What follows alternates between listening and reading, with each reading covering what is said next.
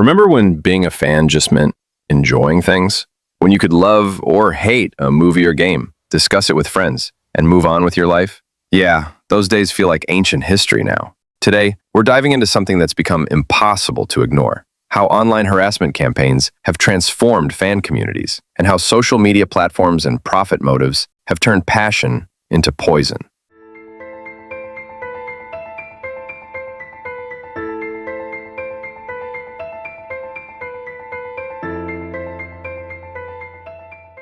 But first, let's look at the new landscape of fandom. Today, social media has been able to connect fans worldwide, which is a good thing, but it also created something so horrible that we didn't anticipate: weaponized fandom.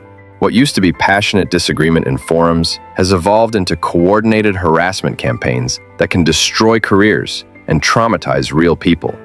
The mechanics are simple, yet powerful. Someone creates content criticizing a casting choice, a character design, or a story direction. The algorithm amplifies outrage because anger drives engagement.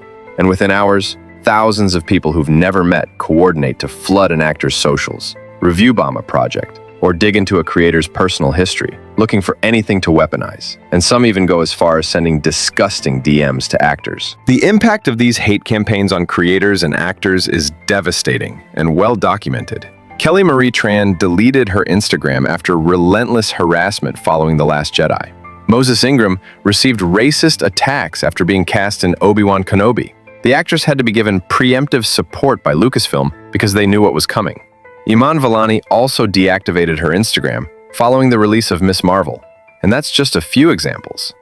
These aren't isolated incidents. They're patterns that repeat across fandoms: Star Wars, Marvel, video games, and fantasy.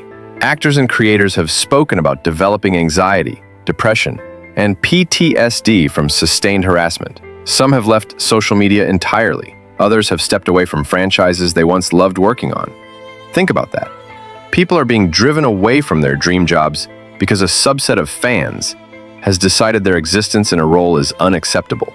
And the examples I've given weren't even race swaps or bad actors, but they were simply women of color.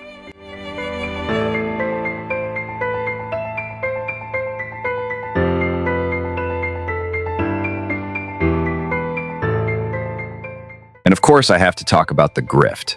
This is where it gets even darker. There's money in manufacturing outrage. Grifters on YouTube and other platforms have discovered that rage bait generates clicks. Videos with titles like "How insert movie or game was destroyed by woke politics," or "This given franchise is dead," reliably pull millions of views. The algorithm rewards this content because it generates engagement, comments, and watch time. These clowns aren't even expressing genuine criticism. They're just manufacturing controversy because it pays their bills. They'll take a 30-second clip, a single casting announcement or interview, and spin it into a multi-video controversy that fuels weeks of content. The audience often doesn't realize they're being manipulated. They think they're part of a grassroots movement defending something they love, when in reality, they're generating ad revenue for someone who's learned to monetize their anger. Jordan and Gary. I've covered the grift in detail in previous videos. You can check them out if you want.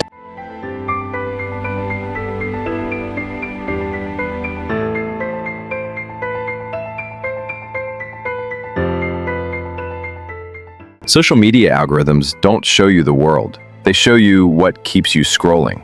If you watch one video about woke Hollywood, you'll be fed dozens more. If you engage with outrage content, that's all you'll see.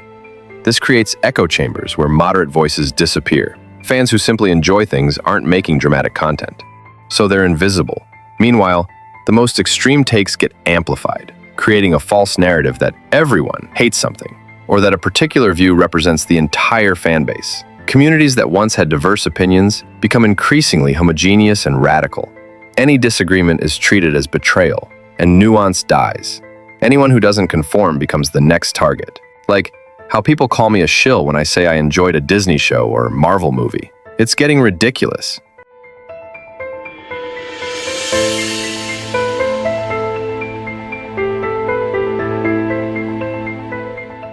This toxicity creates a feedback loop that's hard to break. Studios and developers notice the harassment and sometimes respond in a defensive way. This then gets framed as insulting fans, which generates more outrage content for grifters, and then more harassment follows. More slop masquerading as content gets made by grifters. More engagement, more ad revenue. Repeat. It's honestly exhausting, but once you notice it like I did, then you can break out. Meanwhile, the vast majority of fans, people who just want to enjoy games and movies, get drowned out. Their voices don't generate clicks. Their reasonable takes don't go viral. The conversation becomes dominated by the loudest, angriest voices and grifters who profit from them. That's why I ask you to like this video to help enhance voices like mine who are tired of all this toxicity.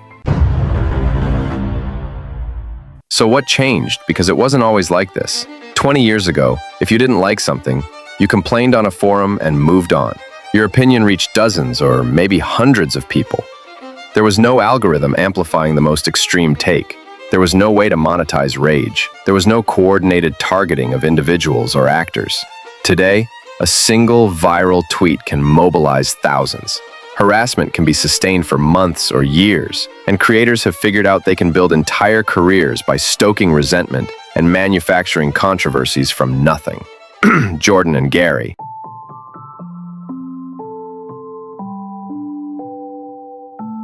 So what's the path forward? Because this isn't sustainable. We're watching talented people leave industries they love. We're seeing entire communities become toxic cesspools. We're normalizing behavior that, in any other context, would be unacceptable. Again, the two Star Wars actresses got hate simply for their race. The solution isn't simple, but it starts with awareness. Recognize when you're being manipulated for engagement. Ask whether that outrage content creator has a financial incentive to keep you angry. Consider whether the controversy you're upset about is actually affecting your enjoyment of something, or whether you've been told it should bother you. And fans need to remember, you can criticize media without attacking the people who make it. Passion for stories, games, and characters is beautiful. Fandom should bring joy and a sense of community, not trauma. The internet gave us ability to connect with fellow fans and creators. Let's not squander it by turning every disagreement into a campaign of destruction. Because at the end of the day, we're all just people who love stories, and that should bring us together, not tear us apart. Well, this is the end of the video. Consider subscribing if you enjoyed this breakdown.